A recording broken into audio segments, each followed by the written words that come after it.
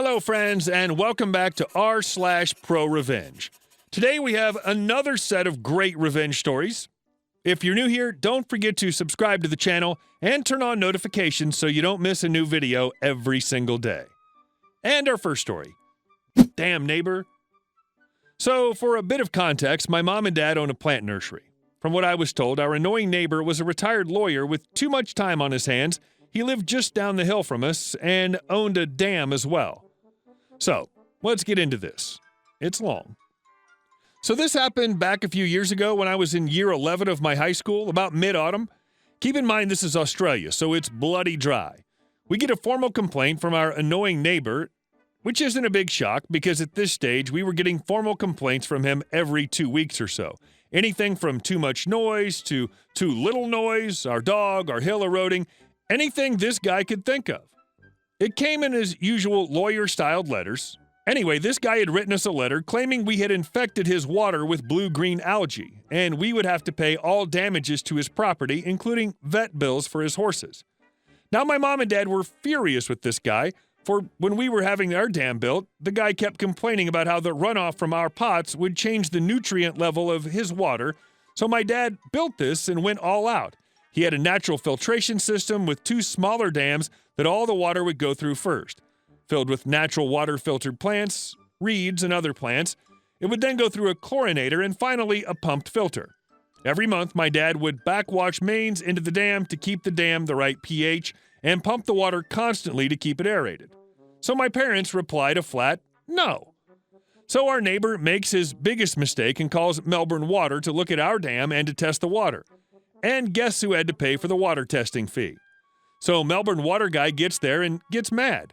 His coworker had called in sick and he was going to have to collect water samples from all water inflows and overflows and the dam itself by himself and do salinity tests, pH tests, and send samples back to the lab for further testing.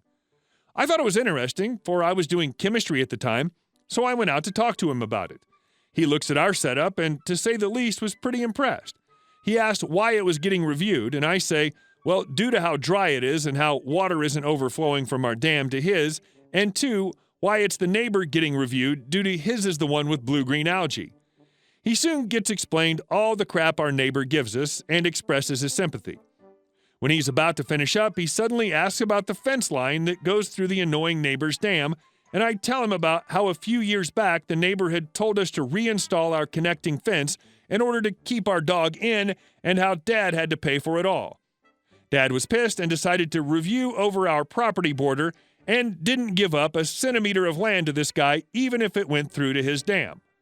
Now, Melbourne Water guy smiles and says, well, I'll have to get a sample of that as well, won't I, since it's your water. After he talks to my parents about our options, he then says that the review will be scheduled soon about the water contamination. By the way, I was not present for the meeting. Mom and Dad relayed the whole thing to me. Anyway, going on. About a month later, the council has us sit down for a meeting with the annoying neighbor there, and all he knew was it was about the contamination of water, and he's looking very smug. Then it starts. Melbourne Water guy goes on to state that the contamination did not come from our dam and likely came from annoying neighbor's horse poo running into his dam. But without further testing on annoying neighbor's property, there would be no conclusive evidence. Annoying neighbor just looks confused because why have a council meeting for this? But Melbourne Water guy isn't done yet. He then goes on to state that there has in fact been contamination to our water from his, as we have a cubic meter of water coming across from his dam. I heard he went pale as he realized what this meant for him. He would have to pay us for damages. He quickly got composure and claimed, well, they don't use that cubic meter of water and therefore have no damage. Then it was my mom's turn. She got up and told the council that she wanted to use this water for water exhibit for our plants range when her customers come over to look at our plants. But she couldn't do so with the water contaminated. The council had already seen the plans and agreed. So the annoying neighbor was then forced to pay for Melbourne Water to come out and determine where the contamination was, then set up a filtration system similar to ours, which cost my dad about $20,000 to decontaminate the water so we could water our garden. And our second story. Accused of stealing, a tale of sweet revenge. My mom works in a supermarket on the Tills and has done so for about 14 years. She started about 3 months after the shop opened, so she's one of the longest-serving staff members there. She also gets on really well with everyone, staff and customers, and everyone knows she's not one for bullcrap. About 4 years ago, a new manager started in the supermarket. We'll call him MD for Massive D-Head. MD came from an inner-city job where I guess you had to fight to make a name for yourself. The supermarket my mom works at is in a small town, so they were unprepared for his shenanigans. One fateful morning, my mom was one of 2 checkout staff on duty. My mom was counting tills, getting them ready for when the other staff came in. The other girl was serving customers while counting one particular till. My mom noticed a small queue forming on the one active till. My mom went over to a different ready till and asked for the next customer. After serving that customer, the girl on the other till tells my mom she can handle the rest and to go back to counting the tills. So my mom gets back to the till she was counting, and MD is standing there. She also noticed she left the cash drawer open. He says, "Can I show you how to count tills, please?" My mom says, "Of course." So she starts counting this till from scratch. The till's down to 40 euros. My mom's a little flustered at this point. Her tills are only ever off by a couple cents, if ever. My mom said, "I must have miscounted. I'll try again." Again, she's down 40 euros. At this point, my mom is close to tears and says, "I don't understand. This till should not be off." MD, "I noticed the cash drawer was open and no one was here. Because of this, someone has obviously taken money and run. Unless the culprit is still here," very pointedly, "go home. You're suspended until an investigation can be made. Come in tomorrow morning for a meeting." My mom left the shop in a flood of tears. She offered to pay out of her own pocket, but was again told just to leave. That night, a friend of my mom's who also worked at the shop as a supervisor called and said, "Hey, I have something to tell you about what happened today, but you need to swear you'll keep it under your hat. We were told not to contact you about anything or we'd be suspended." MD took the money out of the till. "He's doing this to make an example of you." My mom thanked her for calling, and at least she knew what the score was for the meeting the next day. During the meeting, MD berates my mom relentlessly about stealing and basically makes a show of her. In the end, he told her that it was him who took the money from the till and that it was a lesson. He also told her she was suspended for a week. This was on a Friday, and that night my parents went out for a drink to try to take my mom's mind off what happened. While out, a friend of my parents, a lawyer, noticed my mom was not herself and asked what was wrong. She said it was nothing and then said, "James, can I get your opinion on something from a legal point of view, please?" "Of course," he says. "What happened?" Well, my mom told him the tale, and he said, "Wow, you can nail him and the whole shop to the wall for what he did to you." "I don't want money. I just want an apology."